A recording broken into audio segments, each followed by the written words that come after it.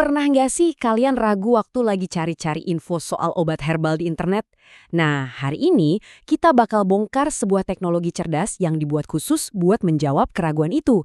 Dan kerennya, solusinya ada di aplikasi yang udah pasti ada di HP kita semua. Coba bayangin, kita lagi butuh info soal tanaman herbal, terus kita googling. Tapi pas hasilnya keluar, langsung muncul pertanyaan di kepala. Ini informasinya beneran bisa dipercaya? Atau jangan-jangan malah bahaya kalau diikuti? Nah, inilah dilema besar di zaman sekarang, memilah mana yang fakta dan mana yang hoax. Dan disinilah letak masalah utamanya. Internet itu kan banjir banget sama informasi herbal yang sumbernya nggak jelas. Satu saran yang salah, itu bukan cuma nggak ada efeknya, tapi bisa beresiko banget buat kesehatan kita. Jadi, ini bukan sekedar salah informasi, tapi ada potensi bahaya nyata di baliknya. Terus, solusinya gimana dong? Disinilah sebuah teknologi cerdas masuk.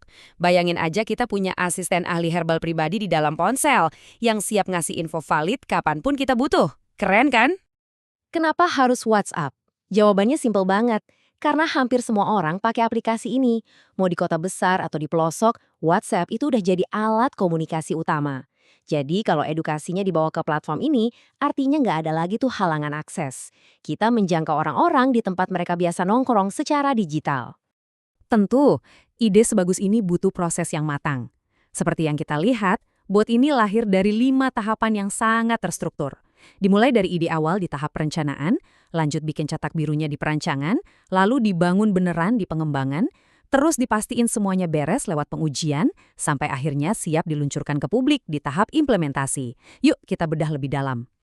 Oke, sekarang kita coba intip sedikit bagian teknisnya ya. Tapi tenang aja, saya bakal jelasin sesimpel mungkin. Kita akan lihat gimana sih otak di balik chatbot ini dirancang supaya bisa bekerja dengan cerdas. Jadi, sistem ini punya 3 pilar utama. Anggap aja WhatsApp autoresponder itu sebagai resepsionis yang pertama kali terima pesan dari kita. Terus ada web server, ini otaknya yang mikir dan proses permintaan kita.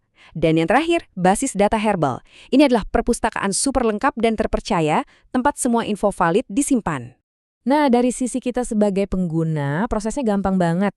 Kita tinggal buka WhatsApp, terus ketik nama tanaman herbal yang mau kita cari tahu infonya. Misalnya kita ketik jahe. Sesimpel itu. Begitu kita kirim pesan, di belakang layar, keajaiban teknologinya bekerja. Pesan kita langsung diterusin ke web server. Nah, si server ini langsung bekerja kayak mesin pencari super canggih, mengidentifikasi kata kunci jahe, dan siap-siap nyari semua data yang relevan. Dan nggak pakai lama, cuma dalam hitungan detik, jawaban yang akurat dari perpustakaan data tadi langsung dikirim balik ke WhatsApp kita. Informasinya pun lengkap dan rapi, mulai dari deskripsi, manfaat, sampai cara mengolahnya.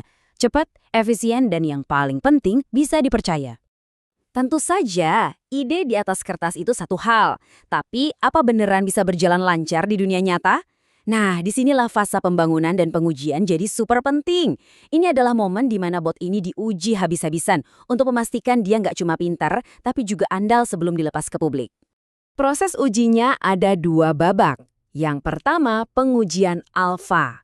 Ini ibaratnya gladi resik internal yang dilakukan sama tim pengembangnya sendiri.